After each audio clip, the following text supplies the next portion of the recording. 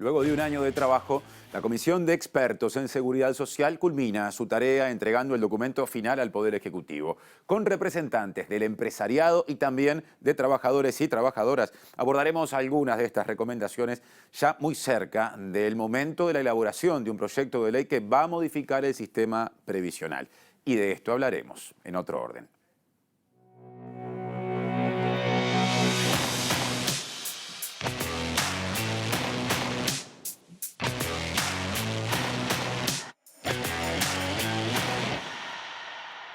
Buenas noches, gracias por estar. De esto hablaremos en otro orden y lo haremos en los dos primeros bloques con dos personas que formaron parte de esa comisión de expertos en seguridad social que hace bien poquito terminó con la presentación del informe o del documento con las recomendaciones, un trabajo de varios meses, tuvo 15 integrantes ese espacio de trabajo, una persona en representación de las cámaras empresariales, otra persona en representación del movimiento sindical, del PIT-CNT, entre otras personas con distintos perfiles y orígenes. Precisamente las dos mencionadas, o por lo menos cuyo adelanto acabo de compartir, van a ser parte del panel, del intercambio inicial en estos dos primeros bloques. Ya estoy saludando a Elvira Domínguez, que fue representante en la comisión de expertos del sector empresarial. Elvira, gracias por estar esta noche en TV Ciudad. Gracias a ustedes, buenas noches. Y también estará presente en estos dos primeros bloques Hugo Bay, que fue representante en ese ámbito del PIT-CNT, o sea, de trabajadores y trabajadoras organizadas. ¿Cómo andas, Hugo? ¿Qué tal? ¿Cómo les va? Un gusto estar acá. Voy a empezar en un intercambio que va a pasar simplemente y en los tiempos televisivos por alguno de los aspectos de un documento muy extenso que está vinculado a un tema muy importante, delicado y al mismo tiempo complejo. O sea que simplemente aquí abordaremos algunos aspectos, como decía, pero antes de meternos en algunos de esos ejes, quería pedirles una visión sintética y general del documento aprobado, vale decir, por 10 votos en 15 integrantes. O sea que no lo acompañaron las delegaciones del Frente Amplio como partido opositor a la actual coalición de gobierno, el PIT-CNT y la Organización Nacional de Asociaciones de Jubilados y Pensionistas del Uruguay, la ONASPU. La representación social restante, la de las cámaras empresariales, sí lo acompañó, y lo mismo las 9 personas integrantes de, digamos, el elenco asociado a los partidos de gobierno. Empiezo por Hugo Bay, una primera mirada al documento que se le elevó al Poder Ejecutivo. Bueno, nosotros justamente, como tú decías, no lo acompañamos el documento y básicamente entendemos que la discusión que se dio, en cierta forma, le faltaron una cantidad de componentes muy importantes para discutir la sostenibilidad económico-financiera del sistema y esa idea de convocar a un nuevo pacto social. Es decir, si uno mira las recomendaciones, uno ve que están muy centradas en la preocupación por contener el gasto en materia de jubilaciones y pensiones, y quedaron por fuera discusiones centrales que tienen que ver con los aspectos vinculados al financiamiento, ¿verdad? Así realmente no hay sectores con mayor capacidad contributiva que puedan, en cierta medida, aportar mayor cantidad de recursos para atender una necesidad social como es la protección de los adultos mayores en el marco de una sociedad que envejece. Entonces, por ahí hay uno de nuestros cuestionamientos, digamos, al documento, que lo vimos muy centrado en la preocupación por contener el gasto, que en última instancia no es otra cosa que recortar derechos, recortar beneficios, recortar prestaciones para quienes hoy son trabajadores y en unos años se van a estar jubilando, ¿verdad? Elvira Domínguez, del mismo modo, ¿qué visión sintéticamente y para empezar aportan las cámaras empresariales con respecto al documento aprobado?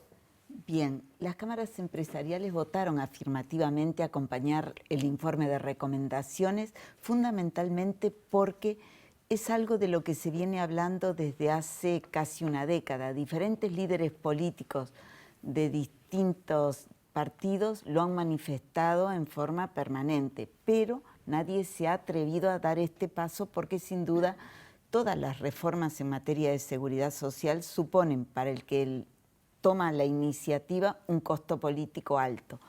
¿Qué pasó? Nosotros hemos logrado que en el documento se plasmaran muchos aspectos que el empresariado tenía en carpeta y otros que no, pero entendimos que este era el momento y que había que acompañarlo, fundamentalmente por eso.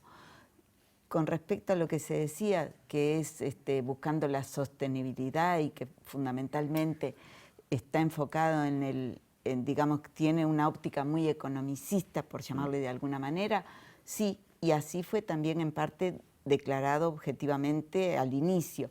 Nosotros lo que pensamos es que esto son recomendaciones que una vez que el Ejecutivo diseñe el modelo, habrá ahí sí una instancia parlamentaria donde los actores sociales y políticos mejoren ese diseño para lograr el imprescindible equilibrio entre lo económico y lo social. Siguiendo con esta línea de aportes con poder de síntesis, lo que agradecemos mucho porque hay mucha cosa para hablar. Me quedo con Elvira antes de volver con Hugo. Usted dijo recién, Elvira, que las cámaras empresariales hicieron algunos aportes.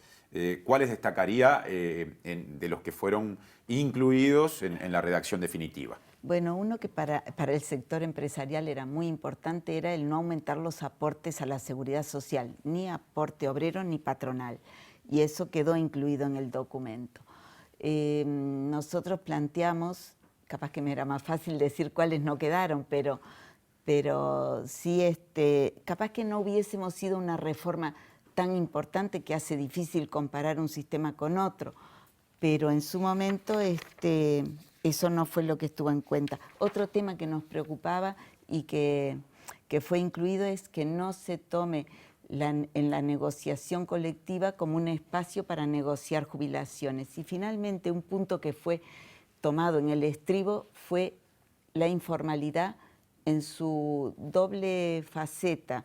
La informalidad no estaba prácticamente tratada en el documento y es una fuente de ingresos, por un lado, porque si todos los informales cotizaran a la seguridad social, el BPS tal vez estaría recaudando en el entorno de 400 millones de dólares más. Es claro que todo el informalismo no lo podemos captar, pero sí hay estudios que indican que el 60% sí, y eso significaría unos 240 millones de dólares. No había sido considerado y se logró incluir unos puntos que apuntan a trabajar para minimizar la informalidad. Informalidad que tiene otra cara y es en la etapa cuando la persona se va a jubilar, es informal, que no contribuyó, que no volcó a la sociedad lo que tenía que volcar oportunamente, cuando llegue a su etapa madura, cuando ya no pueda trabajar, va a necesitar de esa sociedad a la que no volcó nada y va a significar un costo. Como aspectos más importantes, tal vez esos tres. Hugo, el PIT-CNT votó en contra, lo explicaste de arranque, pero me imagino que en un proceso tan extenso debe haber algunos puntos de acuerdo, por lo menos elementos que, aunque más no sea parcialmente, pueden haber sido contemplados. En realidad esto lo traduzco a pregunta. ¿Los hubo? Hablo de aportes provenientes del movimiento sindical y en tal caso, ¿cuáles? Sí, aclarando, digamos, que hay una visión contraria cuando uno mira la globalidad del documento y el enfoque que tiene en relación a la materia de protección social, en relación al desarrollo del estado de bienestar. Efectivamente, en el marco de tantas recomendaciones, hay algunas que pueden ser efectivamente acompañables. Por ejemplo, y era un planteo histórico que hacía el PIT-CNT, todo el tema de las exoneraciones de aporte patronal, ¿verdad? Que efectivamente hoy el BPS renuncia, producto de esas exoneraciones que son muy importantes, renuncia por año a unos 230 millones de dólares. Es una cifra muy importante, teniendo en cuenta que la asistencia financiera al BPS ronda los 600 y pico de millones de dólares. Y efectivamente es un recurso genuino de la seguridad social que no se está volcando, ¿verdad? Quizá por razones que se pueden justificar. Esa discusión claramente no quedó, digamos, no quedó incorporada dentro del ámbito de la comisión esta, pero efectivamente es un elemento, es decir, que hay que tenerlo en cuenta, y una de las recomendaciones, por ejemplo, consiste en que, bueno, en que esos recursos van a venir al BPS por la vía de rentas generales. Esto no quiere decir que se vayan a eliminar esas exoneraciones, sino que simplemente, bueno, van a pasar a formar parte de los recursos del BPS, y eso va a implicar una disminución de lo que contablemente entendemos como asistencia financiera o que algunos llaman déficit. Hubo otras, ¿verdad? En materia de cómputo ficto, por ejemplo, hay algunos avances, la posibilidad de extender lo que ya había hecho la ley 18.395, ¿verdad? Vinculado a a computarle un año a las mujeres por cada hijo que tuvieran, vinculado a un fenómeno que todos ya conocemos y es la mucho mayor, digamos, concentración del trabajo no remunerado y de las tareas de cuidado que recae sobre las mujeres. Bueno, de alguna manera contemplar eso al momento de generar los derechos jubilatorios y efectivamente ahí se plantea extender eso al resto de los subsistemas, nos parece una medida acertada, y al mismo tiempo también generar alguna señal para aquellos padres que tienen, bueno, hijos a cargo con discapacidad severa, el hecho de poder computar, todos sabemos que ahí también hay una situación muy complicada y efectivamente que tampoco eso se traduzca en menores derechos al momento del retiro. Bien. Entonces, algunos aspectos naturalmente acompañamos y entendemos que van en la dirección correcta, pero claramente para nosotros son una minoría cuando se mira el bosque globalmente, por así decirlo. Yo me imagino que a nivel de la gente que está siguiendo el programa hay mucha expectativa por el abordaje de quizá el aspecto de las recomendaciones que más se ha discutido, inclusive a nivel de la opinión pública, que es la extensión o el aumento, mejor dicho, de la edad jubilatoria, ¿no? Se establece un mínimo de 65 años. Hay también modificaciones en términos de los años de aportes necesarios para jubilarse. Quiero hablar particularmente del aumento de la edad jubilatoria. Empiezo escuchando a Hugo Bay, qué postura tiene el movimiento sindical o tuvo en la comisión al respecto. Y es una postura crítica porque, en primer lugar, ese aumento de la edad mínima legal de retiro que se plantea se hace para todos los trabajadores sin contemplar ningún tipo, vamos a decir, de desigualdad, de situación donde sabemos que hay una cantidad muy importante de trabajadores, no son pocos, son muchísimos los que no están en condiciones de extender el tiempo de trabajo. Y si a eso, por lo tanto, nosotros somos partícipes de la idea de que la gente que pueda, que esté en condiciones, efectivamente encuentre los incentivos para retirarse más tarde voluntariamente. Creo que eso es algo saludable para las personas que lo pueden hacer y saludable claramente para las finanzas del régimen. Ahora, esto no debe ser obligatorio y por lo tanto rechazamos esa medida puntualmente porque efectivamente va a implicar problemas muy serios de cobertura para una cantidad importante de trabajadoras y trabajadores que ya ni siquiera a los 60, antes de llegar a los 60 años, encuentran muchas dificultades para si pierden el empleo. En fin, muchas veces las empresas justamente tienen políticas de deshacerse de los trabajadores cuando llegan a determinada edad y es muy difícil en ese momento pensar en una reconversión o directamente ser tomado por otra empresa y por lo tanto esos trabajadores hasta los 65 años con total seguridad van a sufrir una situación de desprotección social que nos preocupa muchísimo, ¿no? Antes de ir con Elvira para hablar del mismo punto, un elemento que me interesa introducir para que me des una opinión breve, Hugo. En las recomendaciones se introduce en el 9º, si no me equivoco, digamos, inciso, la de las excepciones o la de establecer ciertas excepciones. Se habla de que en actividades que puedan requerir tratamientos diferenciales pueden existir justamente algún tipo de excepción. Volviendo a lo de los 65 años, esa no podría ser la puerta para que algunas actividades que por sus características requieran de un retiro anticipado o a una edad más temprana efectivamente lo encuentren. Bueno, no, claramente nosotros no identificamos ahí que realmente haya un planteo concreto de atender determinadas desigualdades que hay. En realidad nos parece que hay un aumento al barrer de la edad mínima de retiro y que lo rechazamos. Que esto quede claro, nos parece que el camino debería ser apostar a encontrar los incentivos para que la gente que está en condiciones de hacerlo pueda jubilarse más tarde y no hemos visto recomendaciones concretas, más allá de que el documento es muy largo y reconoce estas desigualdades. Por ejemplo, veamos lo que pasa con la expectativa de vida, que naturalmente está creciendo y crece para todos, pero los sectores de más bajos ingresos tienen una expectativa de vida que puede estar 10 años por debajo de la que tienen los sectores de ingresos más altos, ¿verdad?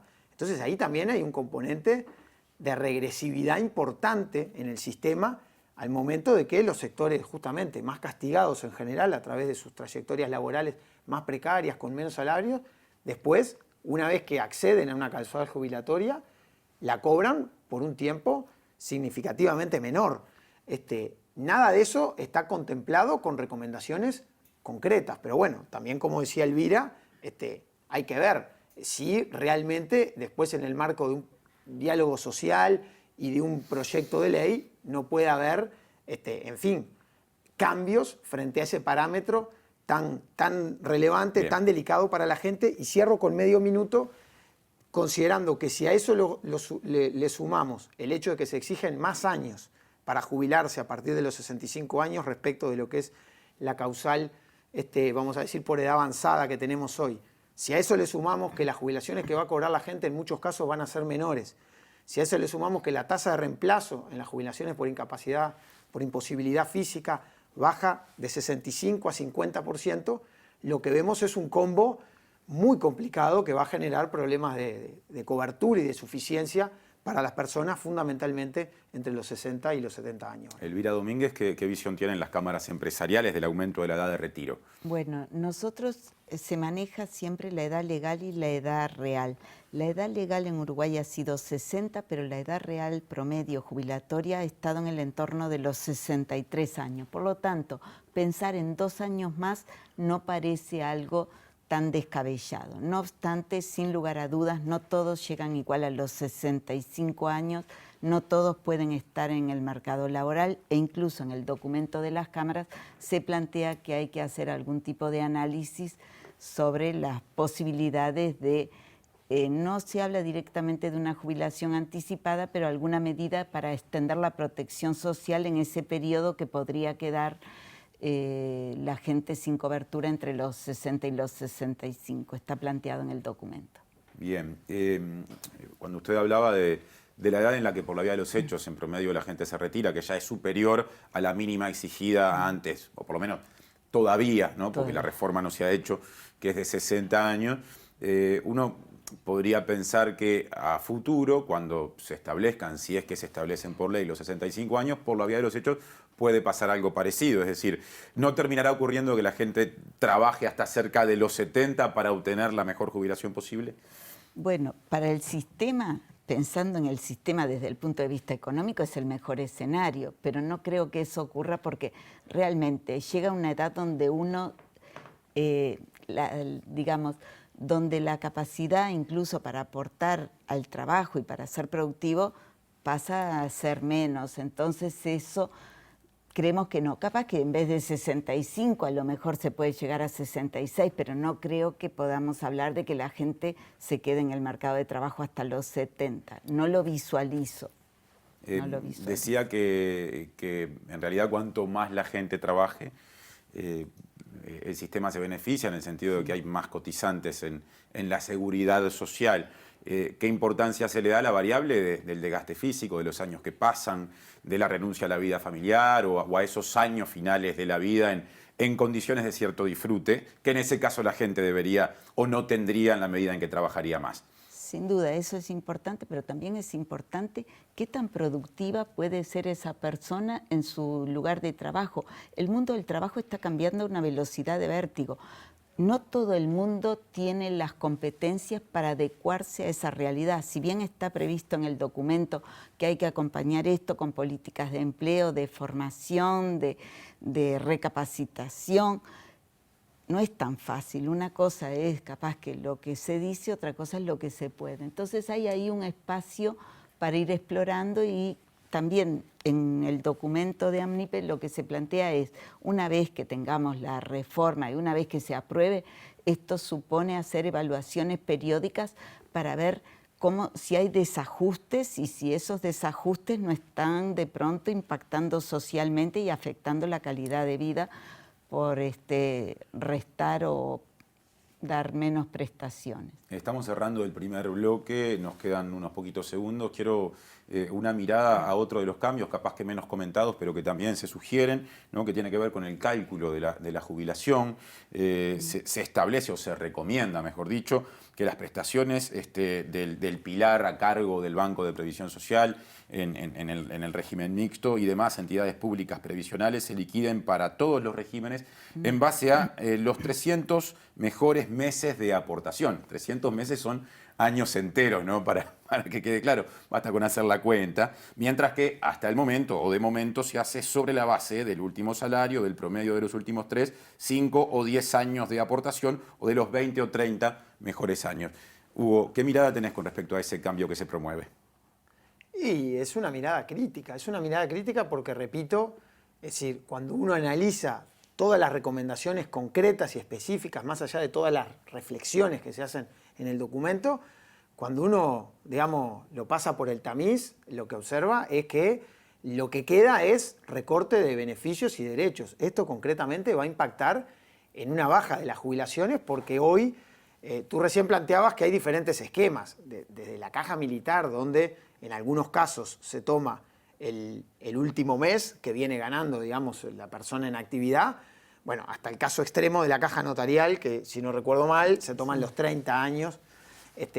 Pero en el caso del BPS, el régimen general donde estamos la gran mayoría de trabajadoras y trabajadores, hasta ahora eran los mejores 20 años. En la medida en que se incluyen 5 años más, básicamente, 300 meses son 25 años, lo que va a terminar pasando, obviamente, es que ese sueldo básico jubilatorio, ¿verdad?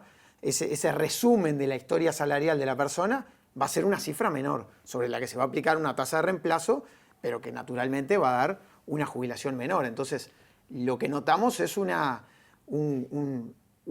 reforma que va, básicamente, siempre sobre el mismo objetivo, que es que la gente se jubile más tarde, con menos ingresos, con menos prestaciones, con menores prestaciones, y que esté cotizando más tiempo el sistema.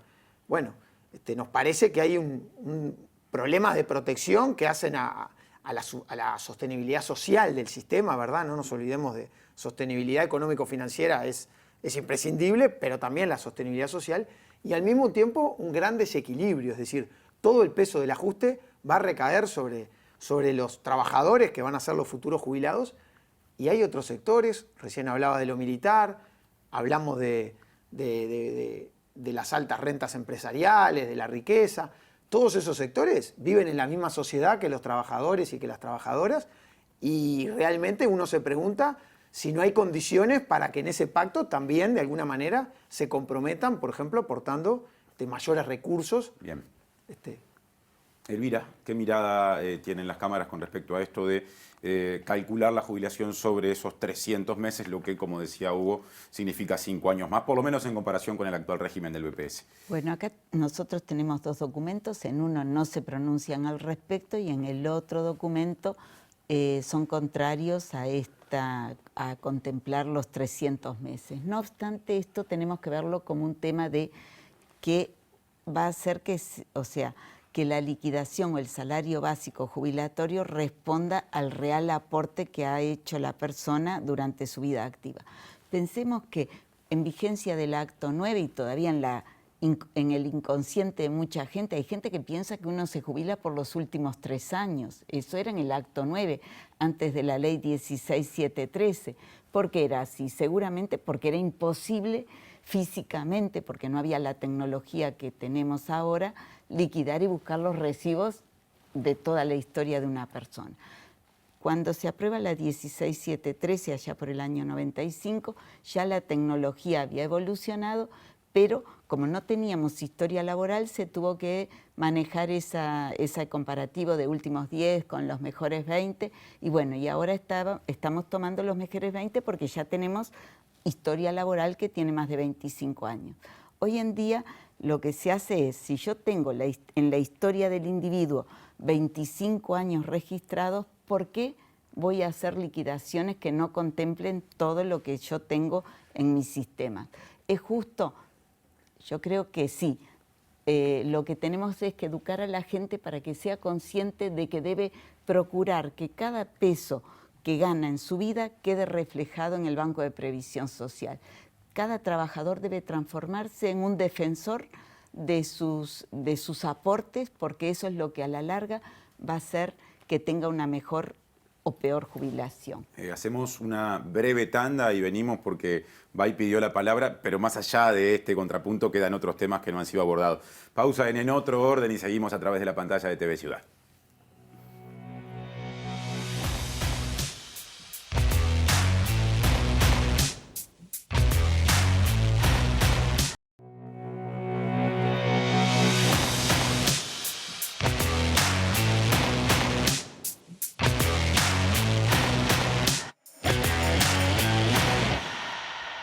Seguimos abordando las recomendaciones hacia una reforma previsional con Elvira Domínguez y con Hugo Bay. Una de las características también salientes de este documento está vinculada a la extensión de la presencia de un pilar de ahorro individual asociado, por lo menos en los sistemas en los que ella estaba presente, a la presencia de las AFAP, a el resto de los sistemas en los que esa posibilidad no existía, al menos de esa manera, y esto también ha disparado discusiones. Vamos a empezar con la opinión de Hugo Bay, este segundo bloque, a propósito de lo que, en un sentido bastante crítico, desde el movimiento sindical se entiende, es un mayor peso de las AFAP, tal cual se conocían, en el régimen jubilatorio, en el sistema jubilatorio en general. ¿Por qué eso no gusta? Bueno, no es ninguna novedad, como tú decías, el movimiento sindical se opuso siempre, desde su inicio en los años a mediados de los 90, al pilar de ahorro individual administrado por AFAPs. Creemos que ha sido un régimen que ha fracasado en varias de sus dimensiones relevantes, ¿verdad? Aquella idea de que, bueno, de que la competencia entre los privados lo que iba a generar era un descenso de los costos que iba a ir en beneficio del ahorro de las trabajadoras y los trabajadores. Bueno, exactamente ocurrió lo inverso en ese sentido. Lejos de una competencia, lo que hubo fue un oligopolio con empresas muy poderosas que fijaron comisiones pero muy altas y que justamente obtuvieron ganancias enormes en un sistema hackeado por los problemas económicos financieros, obtuvieron ganancias enormes en detrimento del ahorro de los trabajadores. Entonces, tenemos esa visión muy crítica del modelo de las AFAP. Y lamentablemente lo que vemos en estas recomendaciones es que, por un lado, para lo que es el régimen general de BPS, se profundiza el sistema, es decir, aparentemente todos van a quedar obligados, ahora existe una opción voluntaria, pero para quienes ganan menos de 67.000 pesos no hay obligación de aportar una AFAP. Bajo este esquema, bajo estas recomendaciones, se universalizaría el aporte a la AFAP en el caso de BPS, además de otras medidas que nos preocupan mucho, como cambios en lo que era el tope a las comisiones que se introdujo a partir de la ley de los cincuentones y que nosotros entendíamos que fue una medida muy conveniente para, de alguna manera, por lo menos, acotar ese lucro desmedido y exageradamente alto por parte de las administradoras privadas. Y en las recomendaciones vemos que, en cierta forma, eso se pone en cuestión, ese mecanismo, ¿verdad?, de tope, y se piensa en otro tipo de topes que podría tener la problemática de volvernos o de llevarnos nuevamente a nivel de comisiones muy altas. Y después lo otro que tú planteabas, no solo lo que ocurre con el régimen general, sino que además se plantea extender al régimen mixto a todos los subsistemas, ¿verdad? A la caja profesional, notarial, bancaria y al servicio de retiro policial y militar. Es decir, todos los nuevos trabajadores que ingresen a esas actividades estarían aportando, según estas recomendaciones, una parte de sus aportes, valga la redundancia, a las AFAP. Y pensamos que si el modelo fracasó para el régimen general, bueno, no es bueno exportarlo o extenderlo al resto de los subsistemas, ¿verdad? Elvira, ¿qué opinión hay en el sector empresarial de esta profundización del modelo en el régimen general de BPS y al mismo tiempo de su extensión por los otros subsistemas? Bueno, no hay una visión crítica del modelo de las AFAPs, sin embargo, se ve con buenos ojos el que se pretendan bajar las comisiones. En el documento parecería, o por lo menos está plasmada, la intención de que esas comisiones han sido muy altas y que hay que hacerlas bajar. Que la competencia no ha ayudado a bajar las comisiones, quedó claro, se discutió en forma abundante. Ahora bien, si la propuesta que está en las recomendaciones va a ayudar a eso o no, es lo que tal vez nos quede las dudas.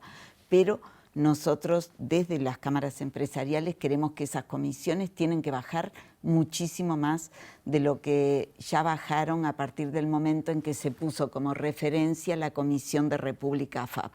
Así que no seríamos partidarios de cambiar la reglamentación que tenemos hoy o la normativa que tenemos hoy para la fijación de las comisiones en tanto y cuanto no suban. Eso por un lado. Después, el documento plantea crear un nuevo fondo. En realidad plantea crear dos nuevos fondos. Con un nuevo fondo para que en las edades más tempranas la gente pueda invertir en algunos digamos, en algunas opciones con mayor riesgo, lo que le terminaría o redundaría en mayor beneficio para la jubilación, estamos de acuerdo. También nos preocupa si esa creación de 2 fondos en el momento inicial es la mejor solución o no. ¿Qué otro tema tenemos con las AFAPs? Creo que ahí... bueno, no, después sí, un planteo que es muy importante para las cámaras, que no estuvo suficientemente discutido durante las reuniones del CES, pero sí que quedó plasmado en el documento, es que el Banco de Seguros del Estado debería haber una recomendación para conformar un fideicomiso en el Banco de Seguros del Estado para que tratara las rentas vitalicias. Y además también se entiende que el Banco de Seguros del Estado no debería ser un socio de República AFAP en tanto y cuanto es proveedor de un producto que es monopólico, como es el seguro de supervivencia, que significa ni más ni menos que un 16% del aporte del trabajador en su costo. Creemos que eso es muy alto y que debería solucionarse. Antes del pilar de ahorro individual, en el caso de las personas que justamente están en el régimen mixto y del pilar vinculado al subsistema o a la parte del subsistema que a cada uno le corresponda, el general de BPS o cualquiera de las cajas,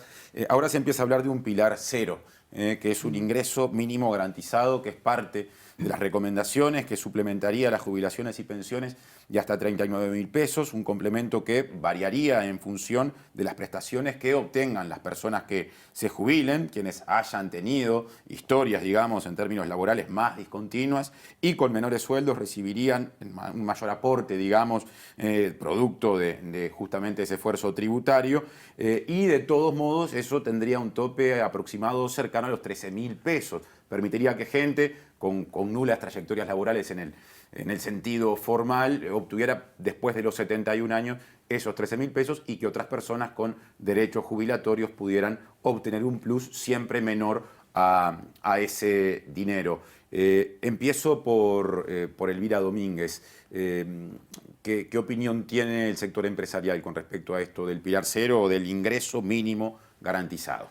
Una opinión positiva, siempre y cuando, los empresarios, y esto lo repetí más de una vez, los empresarios, sobre todo los empresarios pequeños que estamos volcados al mercado interno, nos interesa muchísimo que aquellas personas más vulnerables puedan acceder a buenas prestaciones. ¿Por qué? Porque ese dinero queda en el mercado interno, a los pocos días ya volvió por la vía del IVA a las arcas del Estado por lo menos casi un 22%.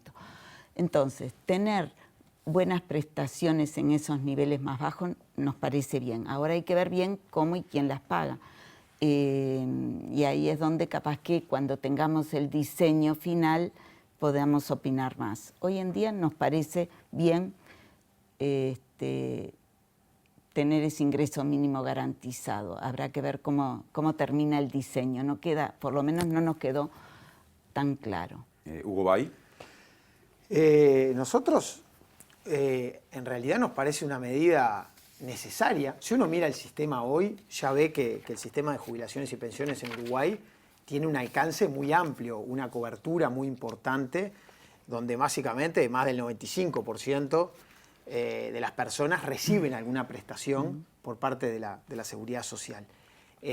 Por lo tanto, de todas formas, ahí hay un pequeño grupo que no está recibiendo, y nos parece bien la idea esta idea de un ingreso mínimo garantizado que en cierta medida, con independencia de los años de aporte que tenga la persona, bueno, establezca un piso mínimo de bienestar por el hecho de ser ciudadanos y tener una determinada edad donde claramente ya no está de alguna manera con posibilidades de trabajar, y entonces el país, la sociedad, ese pacto social del que yo hablaba, resuelve asignarle una prestación. Tenemos diferencias muy importantes con el diseño de esta idea que repito, acompañamos, porque en particular ese ingreso mínimo garantizado para quien tiene menos de 15 años de aporte al sistema recién se garantiza a partir de los 71 años, ¿verdad? Y además va a ser de 13.000 pesos. Digo esto porque se habla mucho de 13.000 y de 39.000 pesos, que la gente no vaya a creer que ese ingreso mínimo es de 39.000 pesos, sino que es de 13.000. Es decir, el sistema va a garantizar que todas las personas después de los 71 años, por haber residido una cantidad de años X en Uruguay, reciba esa prestación. Ahora, ¿qué pasa con la gente, lo que decíamos hoy, ¿no? Entre los 60 y los 70 años, ¿verdad? Donde ahí, justamente, quien no puede acceder a la causal porque no cuenta con los años suficientes, por la edad, por estas cuestiones de las que hablábamos de los cambios paramétricos tan drásticos, bueno, claramente no va a recibir ningún beneficio por parte de la Seguridad Social, y nosotros creemos que ahí hay un riesgo muy importante de que se incrementen los niveles de pobreza para esos colectivos. Hoy, por suerte, la pobreza entre los adultos mayores está en niveles muy bajos. Todavía queda un margen por combatir ahí, y claramente está concentrada en otros sectores de la población, como lo que es la primera infancia. Pero nos preocupa, es decir, para contribuir a combatir vamos a decir, esa desigualdad que hay, lo que hay que hacer no es empobrecer a los adultos mayores, sino ver qué tipo de políticas y de medidas se instrumentan para seguir avanzando en la reducción de la pobreza infantil, que lamentablemente vimos como este año, el año pasado en realidad, con los datos que tenemos, vimos que aumentó, ¿verdad? Tenemos que cerrar prácticamente, no hablamos de la caja militar. Les quiero pedir algo, un concepto bien general de lo que se propone para ese subsistema, el servicio de retiros y pensiones de las Fuerzas Armadas. Por más que en general se habla de caja militar, hay hoy un promedio de edad de retiro unos 15 años inferior en ese subsistema con respecto al resto de los subsistemas. Hay una recomendación en el sentido de acotar los retiros obligatorios en el servicio de retiro militar al personal estrictamente militar y con requisitos de edad mayores a los de la reforma del año 2018, pero está claro que hay también complejidades y diferentes situaciones al interior de ese rubro de actividad. En el caso del PIT-CNT, Elvira, inclusive hay una propuesta de gravar a las jubilaciones militares más altas, asociadas en general a la oficialidad. ¿Qué opinión hay en el sector empresarial de las recomendaciones con respecto a ese subsistema? No puntualmente a ese subsistema, sino a todos. Lo que los dos documentos de las cámaras empresariales plantean es que están de acuerdo con que existe una convergencia hacia un sistema igualitario, donde se acceda con los mismos requisitos a prestaciones similares. Nos preocupa que después, por la vía de por allí hay alguna mención a que a lo mejor se pueda justificar de alguna manera tratos diferenciales y que a la postre terminemos con más o menos lo mismo que tenemos hoy. Que exista una convergencia en todos los regímenes a un sistema igualitario lo aprobamos y lo acompañamos. Cerramos, Hugo, con ese último comentario. Y es uno de los temas críticos de este proceso, ¿no? Tú lo decías, los militares en 2019 se retiraban a los 47 años con tasas de reemplazo en promedio de 136%, cuando en el BPS son del orden del 50%, algo más. En algunos casos, el 200% de tasa de reemplazo. Esto quiere decir que se van con el doble de lo que venían ganando. Y ahí, si bien se plantean cambios para los futuros militares que ingresan o que están en un régimen nuevo que se creó a partir de la reforma del 2017, para más o menos la mitad de los activos no hay modificaciones relevantes. Es decir, incluso el aumento de las edades de retiro son menores respecto a los que se plantean para la población en general, digamos, y además hay una mención a un régimen de bonificación que incluso podría mejorarse para los integrantes de la caja militar, y eso podría, de alguna manera, neutralizar el impacto que podría tener estos pocos años de aumento en la edad de retiro. Claramente es un tema crítico, es un régimen plagado de privilegios, de desigualdades, y pensamos que no hay un adecuado equilibrio. Es decir, ahí, por así decirlo, se tendría que haber aplicado el bisturí mucho más a fondo, porque estamos hablando de un sistema muchísimo más deficitario, con muchísimas más desigualdades y privilegios que cualquier otro, y claramente no forma parte de las recomendaciones que hemos visto. Gracias, Hugo, por la visita. Gracias a ustedes, un placer. Gracias, Elvira, por estar en Otro Orden. A las órdenes, un gusto. Así cerramos este intercambio inicial de los primeros dos bloques. Ya llega Julieta Núñez Tomás para hablar de portabilidad numérica, algo que empieza a instrumentarse, que involucra a Antel, a sus competidoras en el mercado de la telefonía celular y que también genera debate político intenso, les diría. Ya venimos con eso.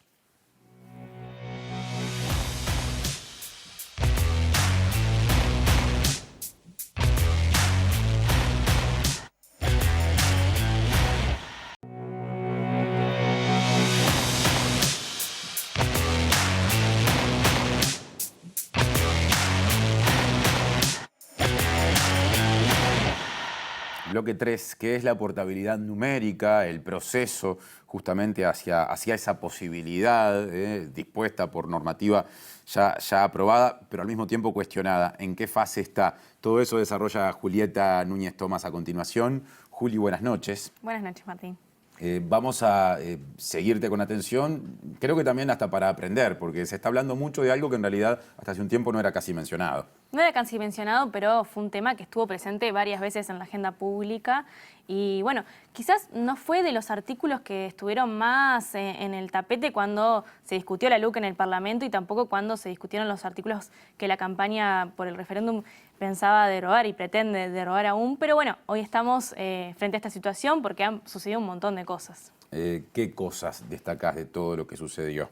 Bueno, estamos en un proceso de tratar de llegar a firmar el contrato. Están las autoridades en un proceso de tratar de firmar un contrato para habilitar y que se comience a vivir la portabilidad numérica en Uruguay. Hay un antecedente o hay antecedentes de discusión en otro tiempo por proyectos en su momento presentados por ex legisladores que no prosperaron también. No prosperaron, fue una discusión que se tuvo en muchos momentos de nuestro país, incluso anteriormente se hablaba de la portabilidad numérica no de teléfonos móviles, sino de teléfonos fijos, y de hecho hubo un proyecto de José Amorim Valle en 2011 y uno de Martín Elgue en 2013. Ninguno de estos prosperó y ahora sí el gobierno de coalición logra aprobarlo con la LUC. Seguimos hablando de portabilidad numérica, de repente sin profundizar mucho, y es porque la profundización viene con la definición de algunos términos y de cómo va ese proceso en el siguiente informe.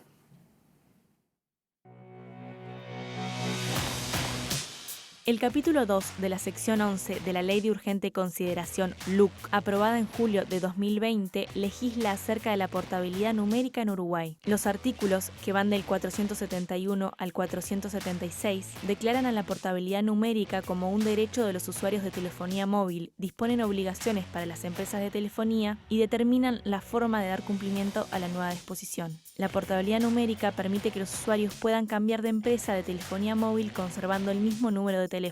Para controlar el cumplimiento de las disposiciones relacionadas a la portabilidad numérica, el artículo 473 de la LUC dispuso la creación de un comité de portabilidad numérica que comenzó a sesionar en septiembre de 2020. El comité, que se encuentra bajo la órbita de la Unidad Reguladora de Servicios de Comunicaciones URSEC, está integrado por representantes de la Dirección Nacional de Telecomunicaciones y Servicios de Comunicación Audiovisual, DINATEL, la Agencia de Gobierno Electrónico y la Sociedad de Información y Conocimiento, AGESIC, Antel, Claro y Movistar. Para poder implementar la operativa necesaria para habilitar la portabilidad numérica en Uruguay, el comité seleccionó un consorcio de 2 empresas, Cleartech y Ciatel, que administrarán la base de datos. En el reglamento y cronograma de implementación del sistema de portabilidad numérica, el comité determinó que el administrador de la base de datos es una persona jurídica imparcial e independiente de las empresas de telefonía móvil que tiene a su cargo la administración y gestión de la base de datos con la información necesaria para los cambios, la mediación de los cambios de operador de servicios de telefonía móvil y la coordinación de la sincronía que requiere la portabilidad numérica. Recientemente, el consorcio pidió una prórroga para presentar el contrato que los habilita a comenzar a trabajar. Esto demoró el comienzo de la portabilidad numérica en nuestro país, pero autoridades gubernamentales afirman que será posible poder cambiarse de empresa de telefonía conservando el número antes de fin de año.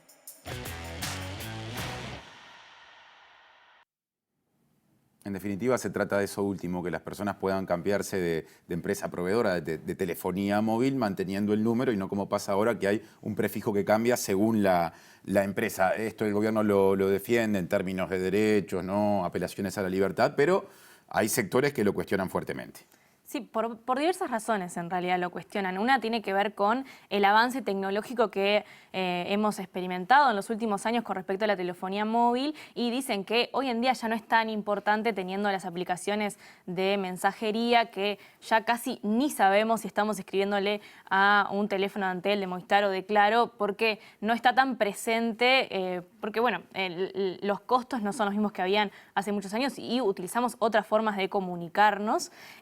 Incluso estas aplicaciones, si cambiamos de número, estoy hablando de WhatsApp o Telegram, sí, pueden avisar a tus contactos que cambiaste de número. Lo advierten, digamos. Lo advierten y la gente suele agendarte de nuevo cuando cambias de número, ¿no? Que capaz no sucede tanto, quizás con la portabilidad numérica suceda más, pero bueno, no sucedería porque en realidad tendrías el mismo número, ¿no? Claro. Eso dejaría de suceder. Pero lo que argumentan es eso, que en realidad hoy en día ya no es necesario porque los teléfonos son muy inteligentes e incluso pueden avisarte de diversas maneras de quién es el teléfono que te está llamando. También hay cuestionamientos en el sentido de la inversión que requería este desarrollo tecnológico, ¿no? Lo escuchábamos en el informe también. Esto tiene toda una operativa por detrás que hay que llevarla adelante de alguna manera y de hecho el presidente de Antel, Javier Gurméndez, dijo en una conferencia de prensa que la empresa pública debería invertir unos $365.000 para lograr encaminar y poner en marcha la portabilidad numérica. Además, un consorcio de 2 empresas, mencionaste en el informe, se encarga o comenzará a encargarse de administrar la base de datos necesaria para que esto funcione. ¿Qué puede saberse más en profundidad de cómo va a funcionar eso, de cuáles son esas empresas? Bueno, las empresas las mencionábamos en el informe, son Cleartech, que es una empresa brasilera, y Cietel, que es una empresa uruguaya que ya ha trabajado con Antel en otras cuestiones relacionadas también, por ejemplo, la fibra óptica. Y lo que en primera instancia nos llama la atención es que, bueno, esta administradora de la base de datos en realidad va a tener todos estos datos de números de teléfono de personas que quieran cambiar de una compañía a otra. El reglamento dice que URSEC es la propietaria de esa base de datos, pero el director por el Frente Amplio del URSEC, Pablo Siris, nos decía que en realidad la URSEC no ve ni un byte de esos datos. Todos estos datos estarían en manos de esta empresa privada. Además, hubo otro problema con respecto a este consorcio en realidad de 2 empresas porque no estaba constituido en nuestro país, no tenía figura jurídica en nuestro país y tuvo que hacerlo en la marcha luego de que se le adjudicara como consorcio ganador y por eso incluso tuvieron que pedir una prórroga. Y además otra polémica que, por decirlo de alguna manera, surgió en torno a este consorcio es que la empresa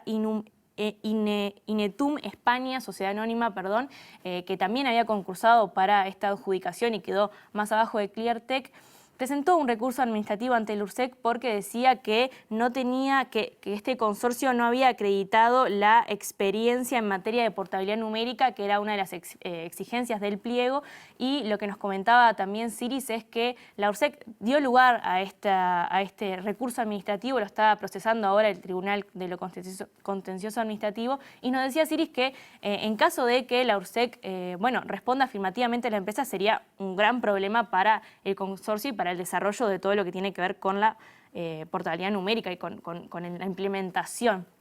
Esta prórroga, además, que se tuvo que pedir porque necesitaban constituir la empresa y demás cuestiones, generó un atraso en el cronograma de implementación que había previsto este comité, porque hay que entender que no es solamente, de un día para el otro esta empresa levanta una canilla y se empieza a cambiar. Hay toda una cuestión que tiene que ver con pruebas de implementación, con capacitación, con información que tiene que empezar a recorrer entre las empresas y que, según Siris, es muy difícil que esto se logre antes de fin de año, y si se logra antes de fin de año va a ser porque se apure un montón la maquinaria y eso puede llegar a ser contraproducente también. Nosotros sobre este tema en particular pudimos consultar hoy con Guzmán Alcosta y Lara, que es director de Dinatel, sí. Y él nos decía que si bien esta prórroga, estamos en el día 43 de los 45 días que se dieron para firmar el contrato con las empresas de este consorcio con las telefónicas, eso se vence ahora nomás esta semana, pero este contrato se firmaría el 28 o 29 de noviembre, es decir, la semana que viene, a pedido de las 3 empresas que quieren estar las 3 juntas presentes. Acosta y Lara es dirigente colorado, la Dinatel, Dirección Nacional de Telecomunicaciones, depende del Ministerio de Industria, Energía y Minería. En medio de todo esto, naturalmente, está Antel, porque es proveedora de servicios de telefonía celular, tiene la mayor parte del mercado. ¿Y cómo quedaría Antel ante este cambio una vez que se concrete? Bueno, en primera instancia tienen que hacer esa inversión de la que ya hablamos, pero después otra de las cosas que se discutieron, sería cómo quedaría el mercado de Antel de alguna manera, ¿no? La cartera de usuarios. La modificación en términos, hay que diferenciarla en términos de usuarios, personas y empresas, ¿no? En términos de empresas, por ejemplo, según una encuesta de equipos consultores a la que accedió la producción de En Otro Orden, Antel perdería 240.000 clientes de personas, pero recibiría 220.000, o sea que en realidad lo que estaría perdiendo es alrededor de 20.000 personas que migrarían a otras empresas. También es importante decir que esta encuesta de equipos consultores decía que Antel era una de las empresas que tenía menos clientes propensos dispuestos a cambiarse, ¿no? Y que estaban con un nivel de satisfacción alto junto con Movistar. Pero la cosa es diferente cuando hablamos de empresas, que esto podría ser lo que le interese un poco más a Movistar y a Claro. Este mercado quizás les interese un poco más porque además Antel lo domina, de hecho, con un 72% del mercado de empresas y pasaría, si según esta encuesta también, con la portabilidad numérica, a perder el 11% de ese 72% y Movistar ganaría 7% y Claro 4%. Esto se da un poco, esta diferencia en los números se da un poco porque, bueno, las empresas más grandes, cuando se habilita la portabilidad numérica, siempre son las que más pierden. Y sobre esto, de alguna manera, nos hablaba también Gabriel Molina, que es presidente del Sindicato de Trabajadores de Antel.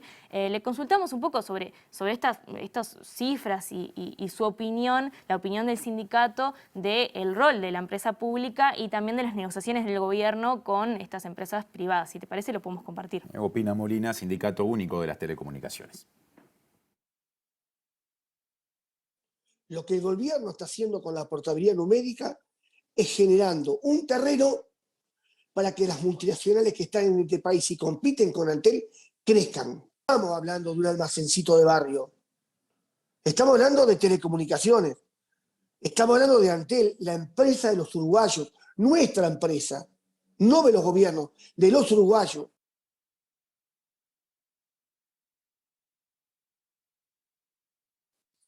Porque las empresas que compiten con Antel hoy en el país son multinacionales y brindan sus servicios en el mundo.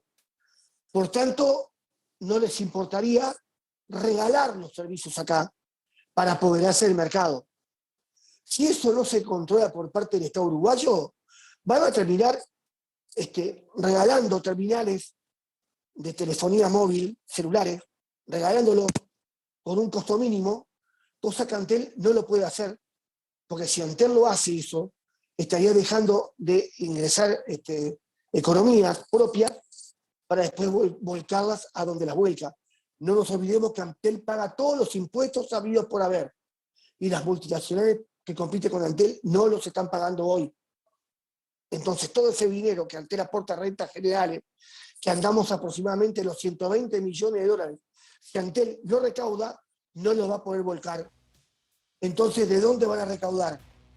Un gobierno que se jacta de que hay que recaudar, resulta que regala al mercado de la competencia libre la mejor empresa de telecomunicaciones del país y del mundo, como es Antel. Un mal negocio para los uruguayos, ¿eh?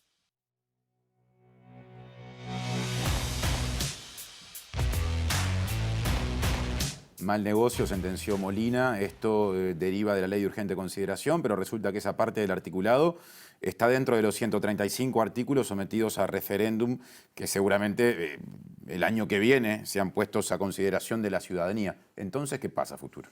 Bueno, esto es un poco lo que denuncia incluso también Sutel, que apoya la campaña de la derogación de estos 135 artículos. Dice que, por un lado, esta inversión que hablábamos, que decíamos anteriormente que había anunciado Gurméndez, se perdería. Estos $365.000 que tiene que invertir en el desarrollo tecnológico, los perderían. Pero además, de alguna manera, el Estado uruguayo se expone a posibles juicios de las empresas que se pueden ver perjudicadas si esto se deroga. Y por esto fue que, de alguna manera, el comité puso una cláusula para este consorcio, para la firma de este contrato, de que no podrían denunciar al Estado o hacer un juicio al Estado por daños y perjuicios. Sin embargo, lo que nos decían varias fuentes, incluso jurídicas, es que si las empresas sienten que tuvieron un daño en términos económicos por la derogación de la LUC, pueden igualmente hacer un juicio y que el Estado tiene chances de perderlo. Un tema más en el que la LUC hacia la discusión, un tema más de Julieta Núñez Tomás en otro orden. Hasta el lunes que viene, Juli. Ahora sí, hasta el lunes. Estamos cerrando el programa de hoy. Les adelanto que la semana que viene estaremos 3 veces en contacto, así que queda mucho en otro orden. Gracias por estar. Hasta el lunes.